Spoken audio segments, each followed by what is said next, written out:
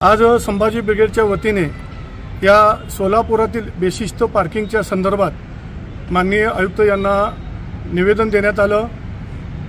सोलापूर शहरामध्ये जो किल्लावेचा परिसर आहे त्या परिसरातील ठेका एका ठेकेदाराला दिला असता तो ठेका संपून सुद्धा 6 महिने झालं तरी सर्वसामान्य जनतेकडून त्या ठेकेदाराने शुल्क वसुली करत आहेत। हजारो रुपये तो त्या सर्वसामान्य नागरिकांचे वसूल करताना निदर्शनास येत आहे। त्याचबरोबर त्या ठिकाणी जे हातगाड्या लावतात त्यांच्याकडून सुद्धा प्रत्येकी 300 रुपये दिवसाला अशी वसुली तो ठेकेदार करत आहे।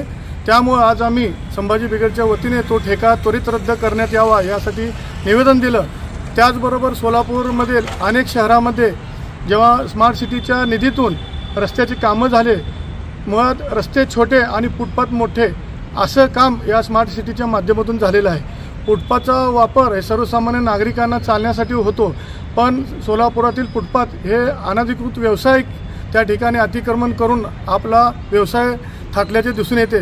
त्याचबरोबर सिद्धेश्वर पेठ येथे लक्ष्मी मंदिरचा जो रस्ता आहे, लक्ष्मी मार्केटचा तो रस्ता जर पाहिला तर आधीच 10 ते 20 फूट अतिक्रमण त्या लोकांनी केलेलं आहे आणि रस्त्याच्या अजून जवळपास 10 फूट रस्त्यावर त्यांनी वाहनं लावून व्यवसाय करत आहेत। रस्ता फक्त नागरिकांसाठी एक 10 ते 15 फुटाचा रस्ता शिल्लक आहे।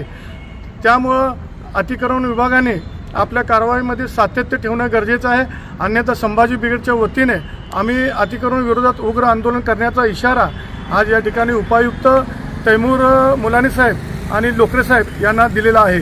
लोकरे साहेब आणि तैमूर मुलानी साहेब यांनी आम्हाला आश्वासन केलं आहे की लवकरात लवकर आम्ही अतिक्रमण कारवाई मोठ्या तीव्रतेने करू।